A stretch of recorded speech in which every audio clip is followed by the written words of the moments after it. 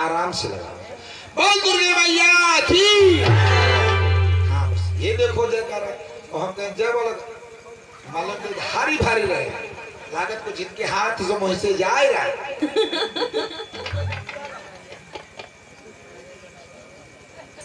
तो आइए देवकी वसुदेव जेल के अंदर आ गए। पहली संतान जन्म लेती है। वसुदेव जी वादे के बड़े पक्के। वसुदेव जी महाराज वादे के बड़े पक्के। जैसे पहली संतान हुई सारे माया मोह को छोड़ करके मांस के लोथड़े को लेकर के देवकी से और कंसराज के हाथों में भेंट कर लो महाराज पहली संतान। कंस ने देखा कि वसुदेव बड़ा सच्चा मित्र है। ये पहली संतान है, मांस का लोथड़ा है, ये मेरा कुछ नहीं बिगाड़ सकता है। हमें तो आकाशवाणी 8वीं संतान और मैं याद करता हूं तो पहली संतान है। कंस के हृदय में दया आ गई। जितना खराब सोचा जाता उतना खराब विचार नहीं था। विचार बदलने वाले कोई दूसरे। हाँ देखो बे आ रहे सामने। पहली संतान को कंस ने छोड़ दिया और वसुदेव जी महाराज से कहने लगा ले जाओ वसुदेव और इसी संतान का तुम सुख पाना। जब 8वीं संतान होगी तब मेरे पास सीधे चले आना। वसुदेव जी बड़े मगन हो गए। वसुदेव जी बड़े खुश हो गए। कंस तो बड़ा दयालु है, पहली संतान को छोड़ दिया है। इधर वसुदेव जी आ नहीं पाए कारागार में। उधर दूसरे भैया मददगार पहुंच गए। मददगार कौन है देखिए, उनका काम इधर से उधर उधर से इधर। नारद बाबा ने सोचा जब इतना दया कंस करेगा तो कंस की मृत्यु ही नहीं होगी। कंस का जब पाप नहीं बढ़ेगा तब इसका प्राण नहीं निकलेगा, ये सभी को परेशान करता रहेगा। नारद बाबा उठाए बीड़ा करताल और कंस के दरबार को पहुंच गए। वसुदेव जी जेल को चले गए, कंस दरबार पहुंच गए। नारद बाबा पहुंचे और क्या कहते हैं कि श्रीमन नारायण नारायण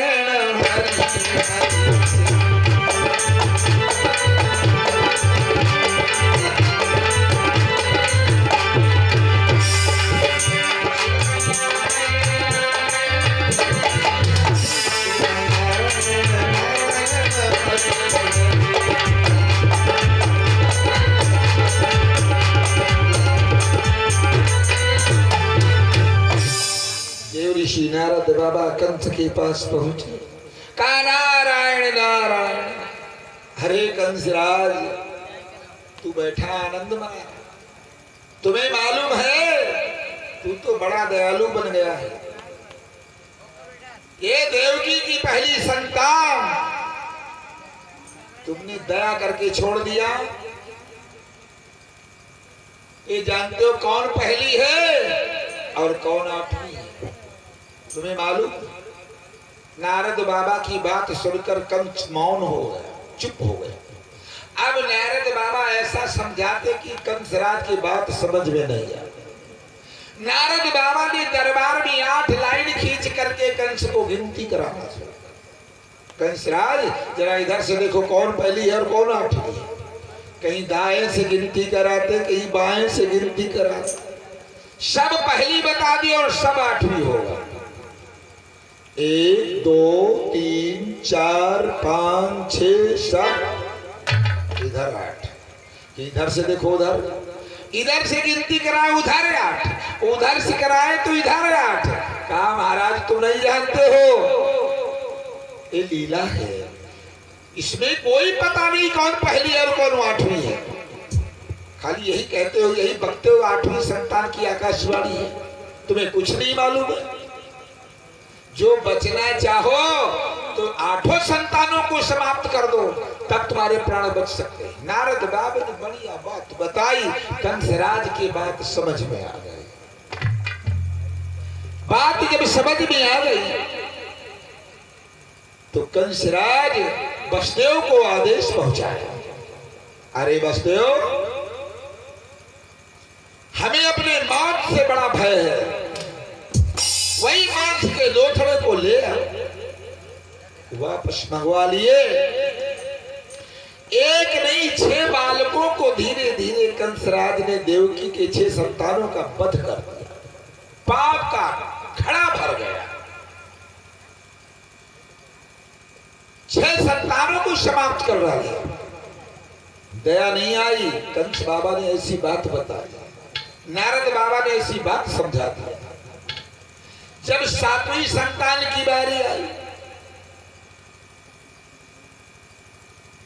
तब प्रभु ने सोचा अब तो अनर्थ हो जाएगा, यहां तो कुछ लीला और माया करनी चाहिए। देवकी के गर्भ से बताते हैं वेद पुराणों के द्वारा कि रोहिणी जी के गर्भ में 7वीं संतान पहुंच जाएगा, और कंस को खबर दी गई कि देवकी की 7वीं संतान खंडन हो गई।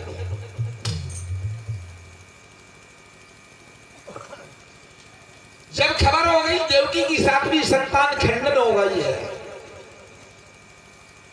तो कंस ने मान लिया खैर हो सकता है ऐसा। बलदाऊ जी रोहिणी जी के गर्भ से अवतार ले लिए, कंस को नहीं मालूम।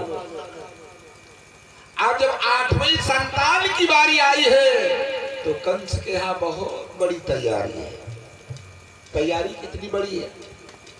वेद जानने वाले विद्वान बुलाए गए, दूतियां बुलाई गई, एक पहरेदार की जगह पर 4 पहरेदार संगीन वाले खड़े किए गए। जहां पर एक ताला पड़ता था दरवाजे में, वहां पर 4 बड़े ताले डलवाए गए। किसी तरफ से मेरा काम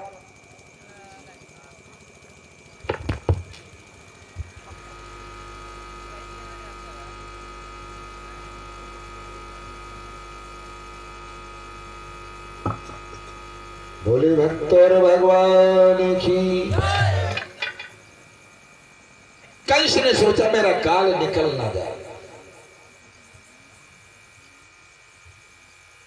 अब देखो बहुत बड़ी तैयारी तो चलती है, लेकिन परमपिता परमात्मा अवतार लेने वाले हैं, तुम्हारी तैयारी से कोई का लेना देना नहीं। लेकिन सुनो जो वेद लोग कहते हैं कि 8वें गर्भ की बारी है, कंस के यहाँ तैयार।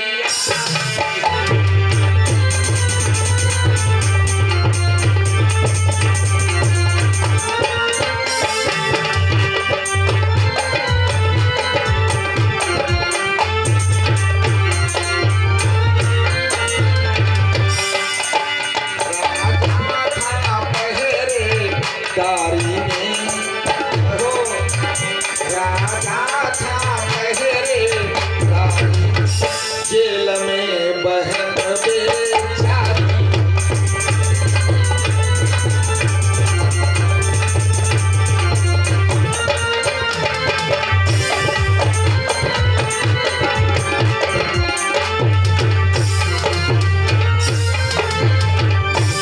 यानी बहन की पहरेदारी भाई करता है। कंस की आत्मा नहीं मानती है, स्वयं पहरेदारी में खड़ा है। अब देखो प्रभु आने वाले हैं, पहरे में कंसराज खुद खड़े हैं। कैसे भगवान आते हैं कंस को पता ही नहीं किधर से प्रभु आ जाएंगे। वो तो संतान समझता है, और यहां पर परमात्मा आने वाले। क्या दिखाई पड़ा कि इतने ही में जेल की चमक उठी दीवार, कैदी भक्तों के यहाँ आए जगदाधार। इतना दिखाई पड़ा कि जेल की दीवार चमक रही है, खाली चमक दिखाई पड़ी दीवार पर। अपने भक्तों के घर जगदाधार, यानी जगदाधार का मतलब भगवान कन्हैया चतुर्भुजी मूर्ति का रूप धारण करके स्वप्न में अपने भक्तों की मुलाकात कर, सपने की मुलाकात। देवकी और वसुदेव हथकड़ी बेड़ियों में जकड़े हुए फटी पुरानी कमली में लिपटे हुए गहरी निंद्रा में सोते हैं जेल के अंदर। भगवान जगदाधार सांवली सूरत मोहिनी मूरत घुंघराले बाल कजरारे नैना छोटी सी मूर्ति बना करके मोर मुकुट लगा करके अपने भक्तों के घर आए और सबको मुलाकात स्वप्न में करते हैं और सारी बातें भगवान कन्हैया सपने में देवकी और वसुदेव को समझाते हैं। कभी कभी ऐसा सपना होता है कि लगता मैं सचमुच बातें कर रहा हूं। देवकी वसुदेव को स्वप्न में मुलाकात प्रभु करते हैं और बता भी दिया कि हे भक्तराज, हम तुम्हारे घर तो आ चुके हैं, लेकिन ये भी विचार कर लो कि बाल लीला का आनंद हम तुमको नहीं दे सकते। हमारे दो भक्त गोकुल में रहते हैं जिनका नाम है नंद और यशोदा। हम तुम्हारे घर अवतार लेकर के और हमें गोकुल जरूर पहुंचा देना, क्योंकि वह हमारे परम भक्त हैं और उनके यहाँ 11 वर्ष बिताने के बाद फिर हम मथुरा वापस आएंगे और तब तुम्हारी हथकड़ी और बेड़ियां छुड़वाएंगे और पृथ्वी के भार का हरण करेंगे। इतनी बातें भगवान जगदाधार स्वप्न में देवकी और वसुदेव को समझाते। बोलिए भक्त और भगवान की। ऐसे दयालु है प्रभु, अपने भक्तों को स्वप्न में पूरी बात बता दिया और जब देवकी की आंख खुलती है, निंद्रा छूटती है, तो ये लगा कि हमारे पुत्र पैदा हुआ है। और पुत्र चुपचाप शांत लेटा है। ऐसा लगा कि पुत्र पैदा हुआ है, आवाज कोई नहीं। पुत्र चतुर्भुजी मूर्ति हट गई, बाल रूप धारण परमात्मा कर लिए और देवकी के पास चुपचाप लेटे। नहीं तो बच्चा जब अवतार जन्म लेता है तो रोना शुरू करता है, लेकिन आज बच्चे के मुख से आवाज नहीं आई, कुछ कंस जान नहीं पाया। इतना सुंदर बालक है, इतना अच्छा पुत्र है। देवकी वसुदेव देख करके मोहित हो गए, आंखों से आंसू की धारा बहने लगी। ये तो 8वीं संतान है। कंस बड़ा निर्दयी है। कंस को खबर होते होते हमारा पुत्र अभी मारा गया।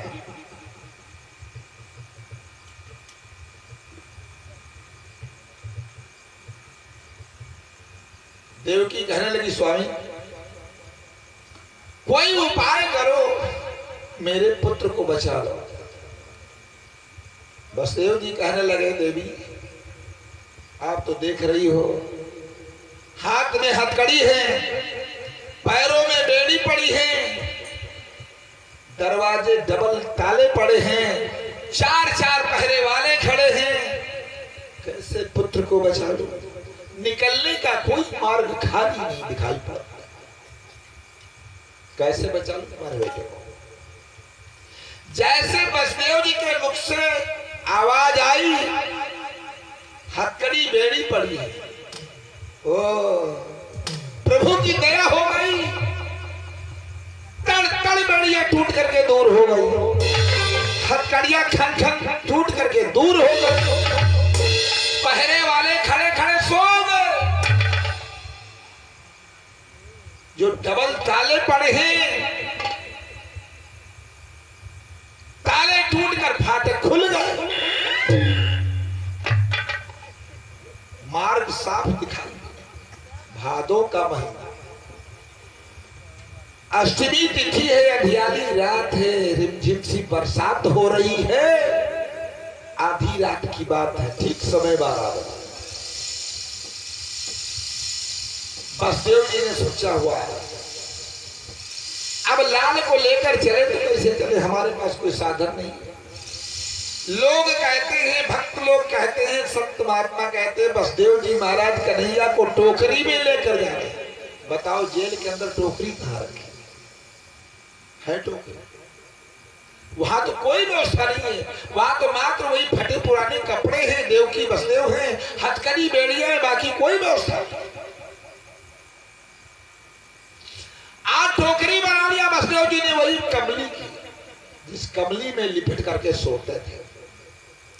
आज कन्हैया को उसी फटी पुरानी कमली में टोकरी का रूप बना करके कन्हैया को लिटा करके और जेल से बाहर निकल, धीरे धीरे धीरे धीरे निकलते हैं। जेल से निकल करके बाहर आ गए, देखा पहरे वाले गहरी निद्रा में सो, कोई किसी को होश नहीं है। बसदेव जी हाली हाली आगे बढ़े। उसी समय प्रभु ने एक लीला कर दिया, बरसात हो रही है, शेषनाग को भेजा, तुम भी आओ। शेषनाग महाराज आकर के फन तान दिया, प्रभु पर बूंद नहीं गिरनी चाहिए।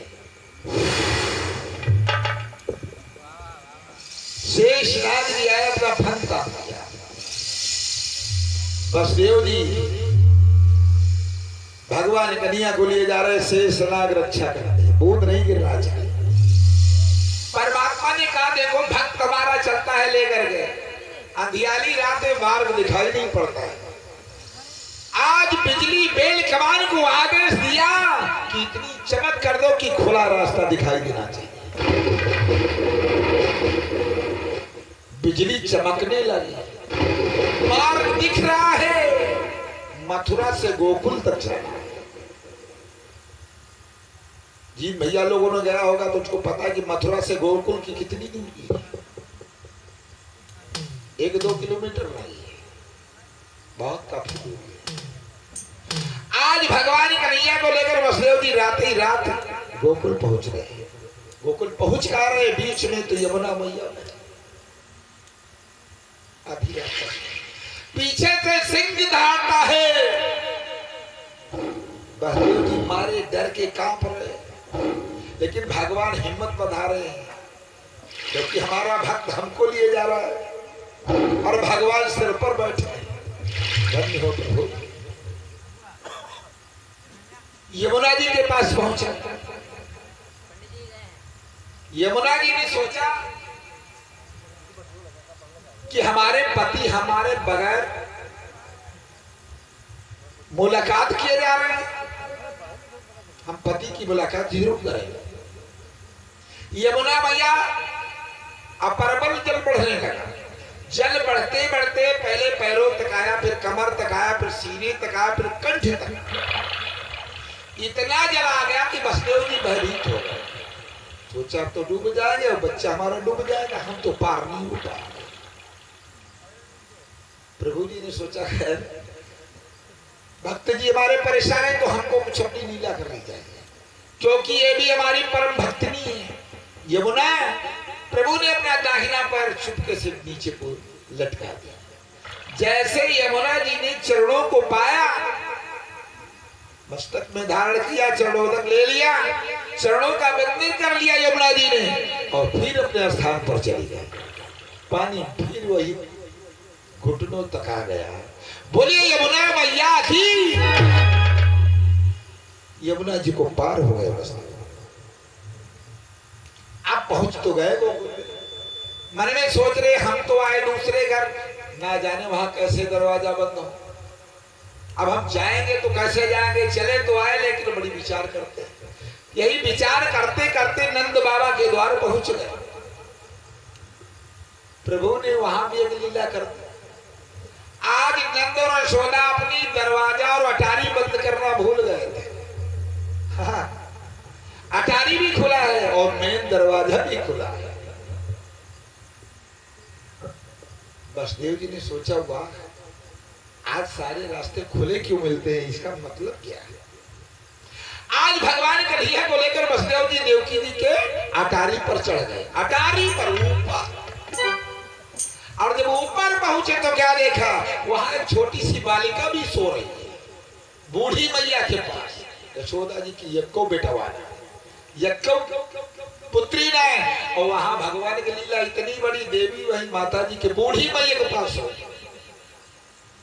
वसुदेव जी ने कहा वाह, बदला बहुत बढ़िया है, यहां नहीं रहेगा कि हम चुरा के नहीं रहेगा।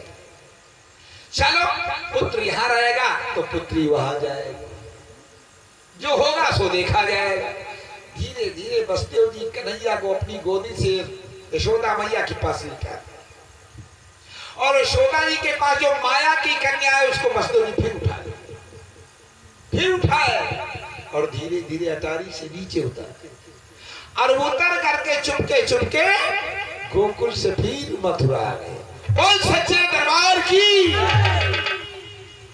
अब लीला देखो भगवान की, भगवान मथुरा से गोकुल पहुंच गए और गोकुल की माया मथुरा को आ गई। और जैसे वसुदेव जी अंदर आए जेल के, उसी समय खटाखट दरवाजे बंद हो गए। भेद खुल जाएगा कहीं तो गड़बड़ हो जाएगा, दरवाजे बंद हो गए। देवकी वसुदेव के हाथ में हाथकड़ी बेड़ियां पड़ गई। पहरे वाले गहरी निंद्रा में सो रहे थे, धीरे धीरे शरीर में गुनगुनाहट आने लगी, जगने लगे। उसी समय कन्या चिल्लाना शुरू कर दिया, बोल दुर्गे मैया की। तो कन्या नहीं है, बेबी है।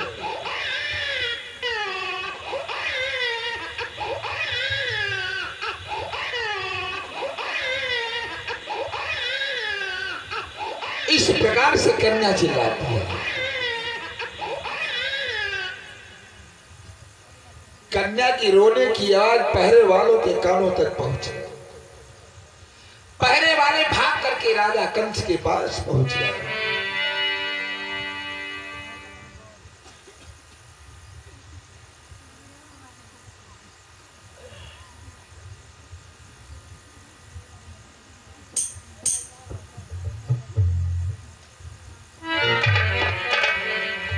कंस को खबर मिल गई है कि देवकी की संतान पैदा हो चुकी है।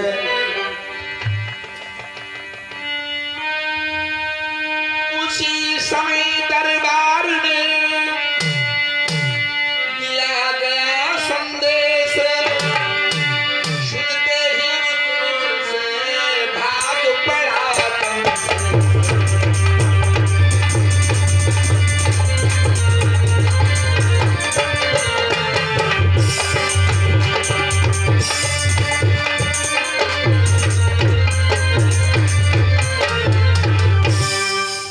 कंस को खबर मिली मेरे भक्तों,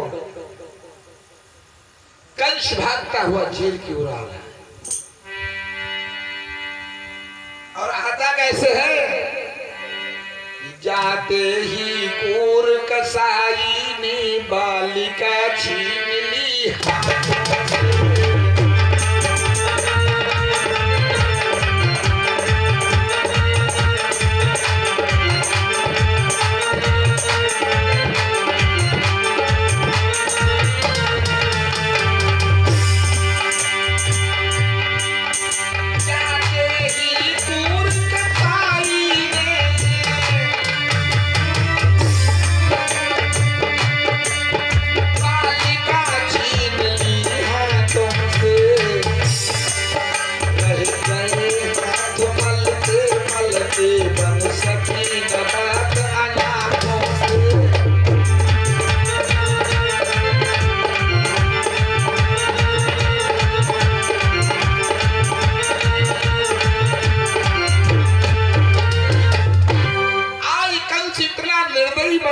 कसाई का रूप रख लिया,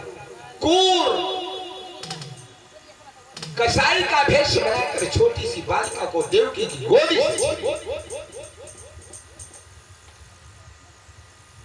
देवकी हाथ मल मल के रह गई। देवकी कहने लगी भैया भांजा नहीं है, ये तुम्हारी भांजी है और तुमको आशीर्वाद देगी। मैं गोद पसार करके भीख मांग रही हूं तुम्हारे भांजी, इसे मत मारो। कंस कहने लगा बहना बात तो बिल्कुल सही है, ये मेरा कुछ बिगाड़ तो नहीं सकती है, अर्थात जब मैं विचार करता हूं ना तो मेरी कुशल नहीं दिखलाती है। क्या ये तो कन्या है और 8वीं संतान है, मैं विचार करता हूं तो मेरी कुशल नहीं दिखलाती है, कहीं इस कन्या के संतान हो गई तो मेरा काल बन सकता है, इसलिए इस कन्या को अवश्य मारूंगा। कंस कसाई का रूप बनाकर बालिका को हाथों से छीन कर, और जैसे ही कंस ने उसको पत्थर पे पटकना चाहा, उसी समय बालिका हाथों से छूटी। वो कन्या हाथों से छूटकर सीधे आकाश मार्ग की ओर चली गई और चिल्ला करके उस भवानी ने आकाशवाणी किया, अरे अभिमानी कल तुझे नहीं मालूम, अरे दीवाना तेरा काल पैदा हो चुका है और मथुरा से गोकुल जा चुका है, तू अपने प्राणों की रक्षा की तैयारी कर ले, तू मुझे मार रहा है। अरे चंचले, अरे अभिमानी, आज तेरी मौत तेरे सिर पर घुमराने लगी है। कंस ने आकाशवाणी सुना, मेरा काल, अरे मेरा काल मथुरा से गोकुल, अच्छा ये सब किसने किया?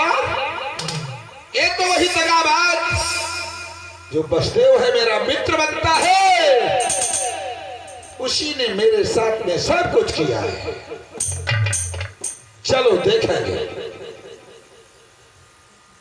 आकाशवाणी सुनकर कंस दहला गया कि मेरा काल गोकुल पहुंच गया,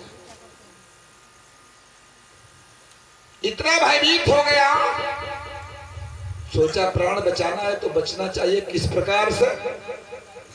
कंस ने सारी क्रोध शांत कर दिया, बड़ा नॉर्मल रूप बना करके जेल के अंदर गया देवकी वसुदेव के, और हाथ जोड़ करके अपने बहन देवकी से क्षमा मांगा, बहना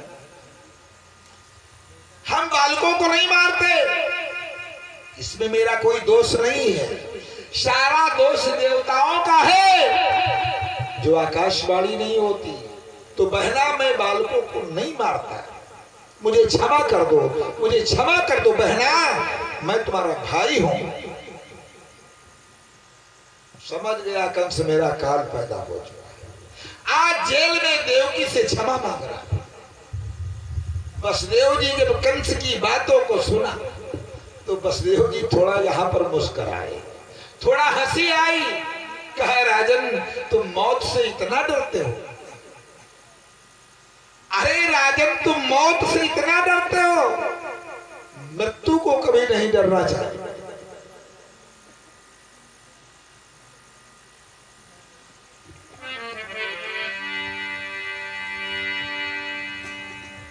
वसुदेव जी कहने लगे सुनो,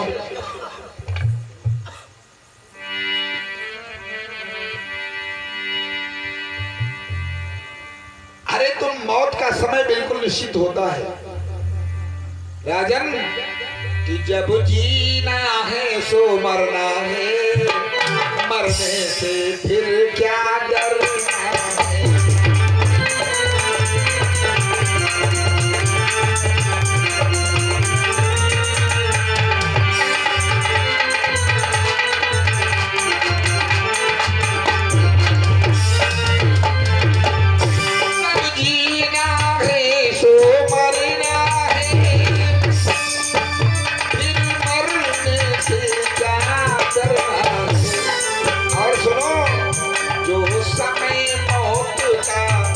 निश्चित है दादा, जो समय में मौत का निश्चित है, मतलब उसी समय पर आएगी।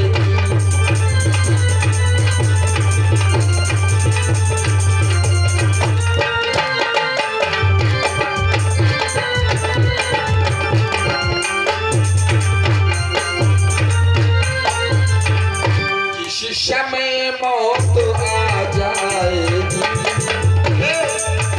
जिस समय मौत आ जाएगी वो घड़ी न ढलने पाएगी।